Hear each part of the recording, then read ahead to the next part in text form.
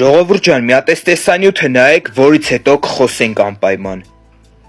Давай, Ялла. Давай, Тимофей.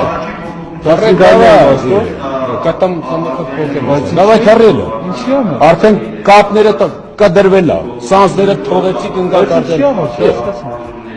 Ինչ են կարել։ Դե գնա լա։ Լավ։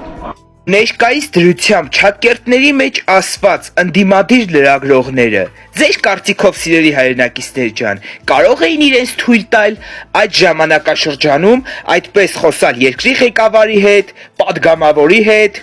հեն, կարային, իհարկե չէ, որովհետև այն ժամանակ անասունից ոչ մի բանով չէին տարբերվում, ամենայն հարգանքով, իհարկե, մեծ ցավով եմ ասում, որովհետև դա ճիշտ չի ամեն դեպքում, բայց ասում եմ կապներդ բրախել եք ու նմանատիպ ձևերով էին խոսում, այսինքն մարդու տեղ չէին դնում, էլի աթո խոսա, կամ ընդ ինչ որտեղ ասում էին, այլ նախիր-մախիր է եկել, էլի ցրենք գնան ու այդ ձև արտահայտություններով